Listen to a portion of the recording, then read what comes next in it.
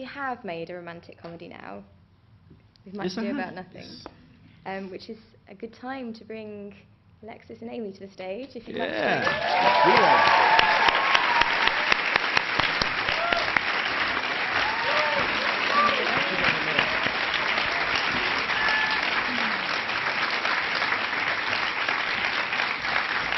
Thank God you're here. Oh, that was a good nap.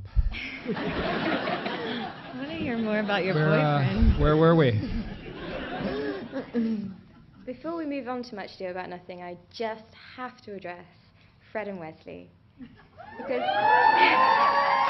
You mean like in a James Lipton? Am I talking to Fred and Wesley? Am I? It's great to see you on stage again as a couple in Much Ado About Nothing, and it has to be said there's a tendency to heart-wrenching romance on your part, actually. Just Wash and Zoe, Buffy and Angel, Fred and Wesley. Have you seen Shakespeare's classic Romeo and Juliet get along really well? Romeo and Juliet go on vacation, Romeo and Juliet go to camp. It's weird. That franchise just fizzled. I don't know what they did. Just saying. And of course, one of everyone's favourite moments is when the relationship is ending. You've all seen it, right?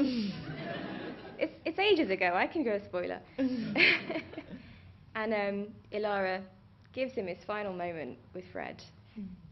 How was it moving between those characters? Well, I mean, that scene in particular is one of my favorite scenes.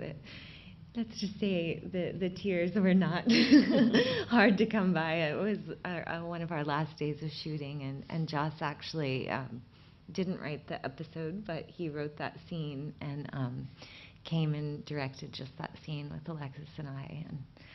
And even though we weren't consciously thinking of that as we moved into this new project, I think that probably Hole in the World, and probably before that, but each of those moments sort of built on itself to make a special relationship that hopefully will be revisited time and time again.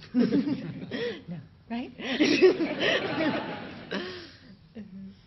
Alexis, of course, you're even more part of the Reed and gang, if that makes sense as a sentence, as you're married to Alison Hannigan, Willow. Thank you, my finest work.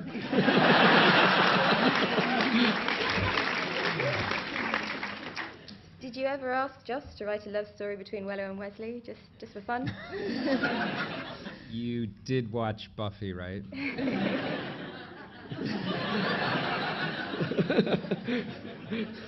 Although Wesley would never have known. I think I had a better shot with her.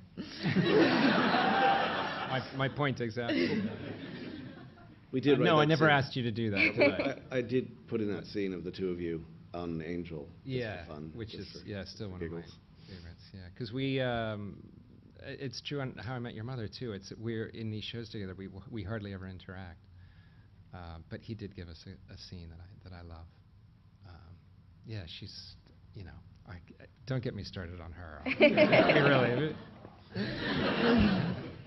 So, of course, Much Ado About Nothing was made on your holiday, in the post-production part of Avengers. Did you guys move in during that process, or? We've been living there for a couple of years. And he thought, Getting weird. Can't take a hint. It was the only way he could get us out of the house.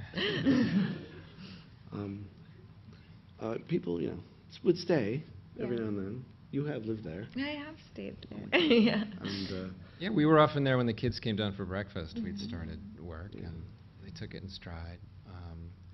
But pretty much everything that was going on at the house is in the movie. There wasn't another party off screen that you're not seeing. All the parties are on screen.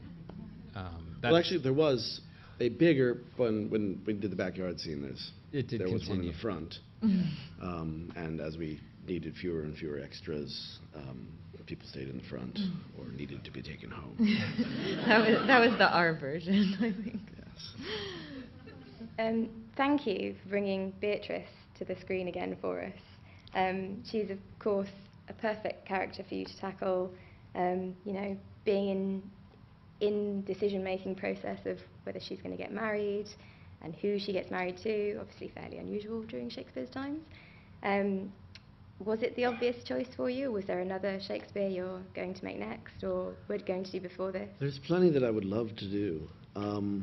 This one stuck around in my brain because of these two, because we read it at the house. We read a bunch of them at the house, and when these guys read Beatrice and Benedict, I was like, well, that's cast.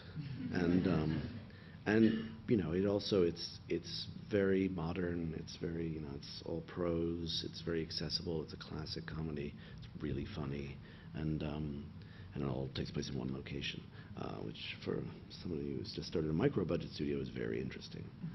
So there were a lot of reasons why it would be the one, but once the practical considerations were out of the way, it was only about, well, do I actually have something to say that hasn't been said besides, these guys are great? And I looked at it, and I saw a lot of darkness and pain and misery and manipulation, and I said, okay, I'm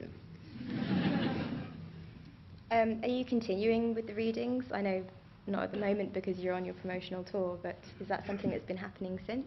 I'm warming up to it, yeah. I mean, it hasn't happened since. A party began when we wrapped that movie. That's still going on, I think 2 years later. It's, the second time after Firefly that I've ever seen a cast stay that close to the last man. And so that's nice, but we haven't got a reading on in a while. And have you two played the characters before in another context, or?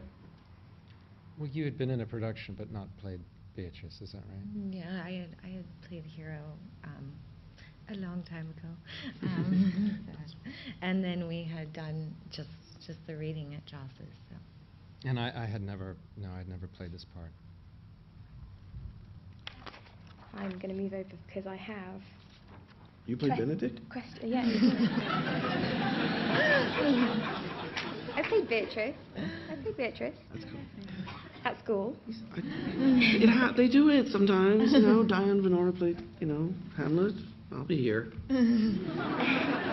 If you had a choice of what Joss should do next, what would you like to play? Both of you.